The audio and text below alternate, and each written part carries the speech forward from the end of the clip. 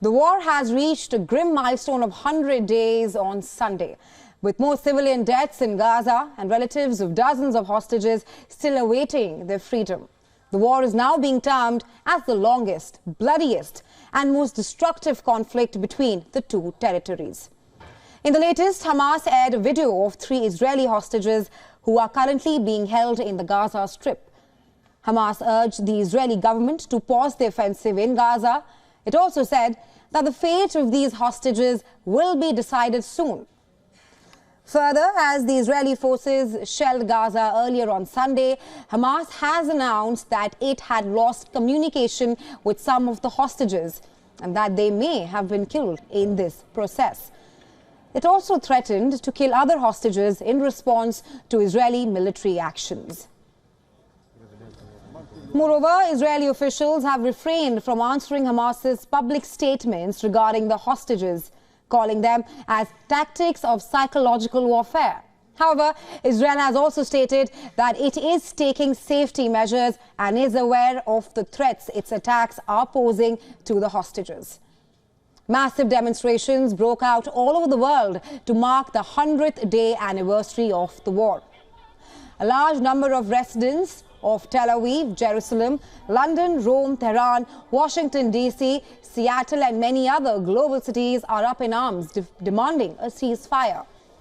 Families and friends of several hostages took to the streets, demonstrating the unknown fate of the loved ones.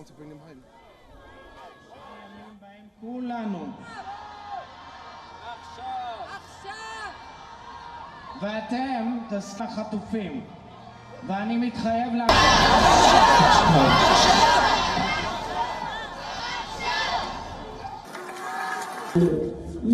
I am Leora Argamani, mother of Noah, who was kidnapped on the 7th of October along with her boyfriend.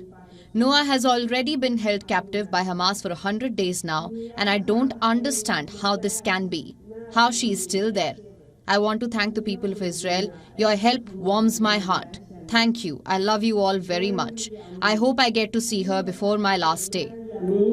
Keith and myself were moved to 13 locations. At one time, we moved to a dark and scary tunnel. We could not see the way. After walking for quite some time, we arrived at a tiny space. The terrorists left us there alone because there was not enough oxygen.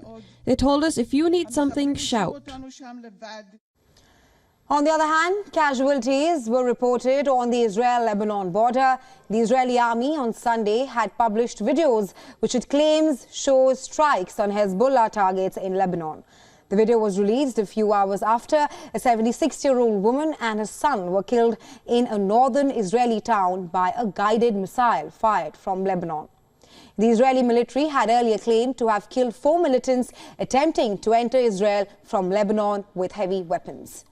Now, despite all of this, Israeli cabinet ministers started what is anticipated to be an extended meeting to approve a revised 2024 budget.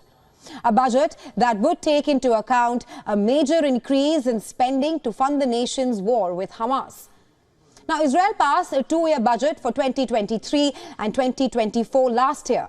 But according to the government, revisions to the budget and increased spending are needed because the nation's finances have been shaky due to the ongoing war.